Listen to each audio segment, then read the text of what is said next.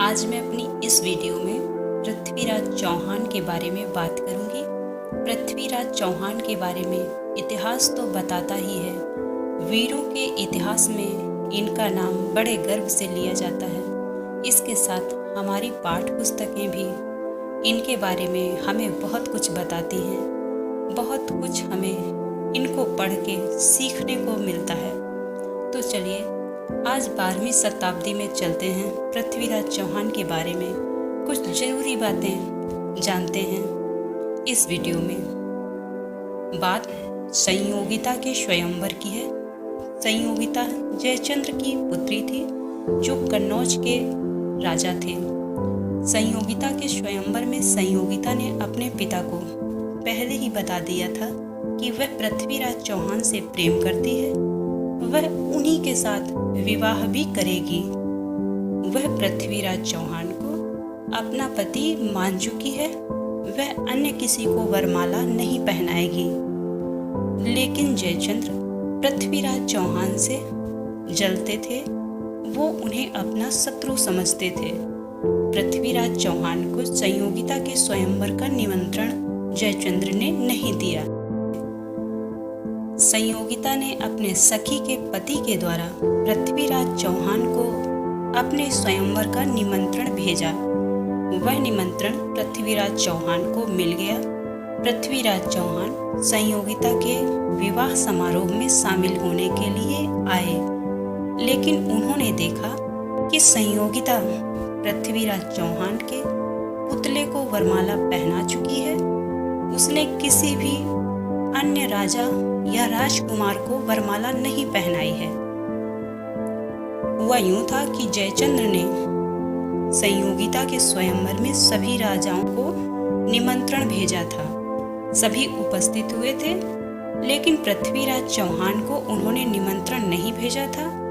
विवाह समारोह में उनका एक पुतला बना के खड़ा कर दिया था। संयोगिता जब वरमाला लेके आई तो उसने पृथ्वीराज चौहान के पुतले को वरमाला पहना दी। पृथ्वीराज संयोगिता स्वयंवर में जब आए, उन्होंने संयोगिता को उठा लिया और बोले, यह मेरी पत्नी हुई क्योंकि इसने मेरे धातु के पुतले को वरमाला पहनाई है, इसलिए मैं इसे लेकर जा रहा हूँ। आप मुझे रोक सको तो रोक लो। पृथ्वीराज चौहान संयोगिता के साथ जैसे ही कन्नौज पार किया, वैसे उनके कई राजाओं से युद्ध हुए, परंतु वह राजा पृथ्वीराज चौहान को रोक न सके। वह संयोगिता के साथ दिल्ली पहुंच गए। उस समय चौहान दिल्ली के राजा थे। इधर संयोगिता के पिता जयचंद, जिन्हें बड़ा दुख था इस बात का कि उनकी पुत्री उनके शत्रु के साथ विवाह कर चली गई, उन्होंने योजना बनाई कि वह पृथ्वीराज चौहान को किसी भी तरह हरा देंगे, मार देंगे। उन्होंने इस बदले के भाव से मोहम्मद गौरी से संधि कर ली। गौरी से यह कहा कि दिल्ली के राजा पर आक्रमण करना है। दिल्ली का सारा धन तुम्हारा और दिल्ली का सिंहासन हमारा। जयचंद्र की यह शर्त मोहम्मद गौरी ने मान ली और वह जयचंद्र के साथ दिल्ली आक्रमण के लिए तैयार हो गया। दोनों ने मिलकर पृथ्वीराज चौहान पर आक्रमण किया। इस युद्ध में पृथ्वीराज चौहान बंदी बनकर गौरी के राज्य पहुंच गए। मोहम्मद गौरी गजनी का शासक था उस समय। मोहम्मद गौरी पृथ्वीराज चौहान को गजनी ले गया, जहां उसने पृथ्वीराज चौहान को कड़ी यातनाएं दी और उनकी दोनों आंखें सलाखों से दाग दी। पृथ्वीराज चौहान ने मोहम्मद गौरी को 16 बार युद्ध में परास्त किया था और यह कह के माफ किया था कि सूरवीर योद्धा निहत्थे पर वार नहीं करते। उसे यूं ही छोड़ दिया था। निहत्थे पर वार नहीं करते अच्छी बात है, लेकिन उसे बंदी बनाकर अपनी कैद में तो रख सकते थे। अपने इन्हीं कार्यों का पृथ्वीराज चौहान को बड़ा खामियाजा भोगना पड़ा। वह गौरी की कैद में तमाम यातनाओं से गुजर रहे थे। इधर पृथ्वीराज के बिना दिल्ली में पृथ्वीराज के परम मित्र और राज्य कवि चंद्रवरदाई को दिल्ली में बिल्कुल अच्छा नहीं लगता था। उन्होंने गजनी की यात्रा की। गौरी से मिलकर उन्होंने पृथ्वीराज से मिलने की प्रार्थना की, परंतु गौरी उन्हें पृथ्वीराज से मिलने नहीं दे रहा था, जिससे चंद्रवरदाई और गौरी की बहस हुई। गौरी ने कहा, इसे भी इसके मित्र के साथ कारागृह में डाल दो। चंद्रवरदाई को मोहम्मद गौरी ने पृथ्वीराज के साथ ही कैद में डाल दिया। कुछ समय कैद में गुजरा, फिर उन्हें एक दिन यह सूचना मिली कि मोहम्मद गौरी निशानेबाजी की प्रतियोगिता कर रहा है। चंद्रवरदाई कवि थे, वे कोई वीर या योद्धा नहीं थे, इसलिए चंद्रवरदाई पर कम शक्ति रखी जाती थी। चंद्रवरदाई ने जब ये सुना कि वह निशानेबाजी की प्रतियोगिता कर रहा है, तो उन्होंने गौरी से कहा, हमारे सम्राट भी इस प्रतियोगिता में भाग लेंगे। मोहम्मद गौरी ने यह बात सुनते हुए पृथ्वीराज चौहान का मजाक उड़ाया और कहा, वह तो अंधे हैं। चंद्रवरदाई ने कहा, सुल्तान आप अनुमति दीजिए।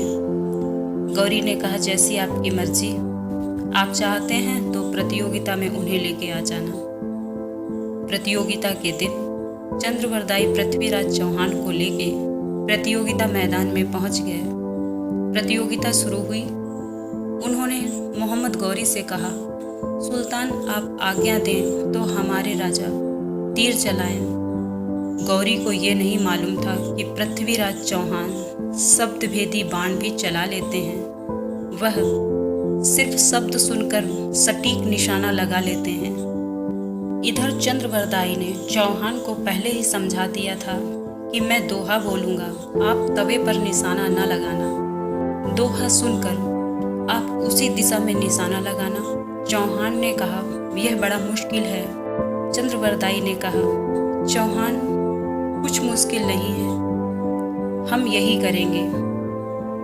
जैसे ही गौरी ने कहा, चौहान तीर चलाओ, फिर पृथ्वीराज चौहान को चंद्रवरदाई ने एक दोहा पढ़ के सुनाया। 4 बांस 24 गज, अंगुल अष्ट प्रमाण, ता ऊपर सुल्तान है, मत चूको चौहान। इधर चंद्रवरदाई का दोहा सुना, उधर गौरी की आवाज सुनी। पृथ्वीराज ने पूरी शक्ति से तेज तीर चलाया। वह तीर जाके गौरी के सीने में लगा। गौरी तुरंत मर गया। गौरी के मरते ही पृथ्वीराज चौहान ने और चंद्रवरदाई ने एक दूसरे को खंजर मार लिया और वह भी मर गए। इस तरह से पृथ्वीराज चौहान की मृत्यु हुई। उम्मीद करती हूँ ये जानकारी आपको पसंद आई होगी।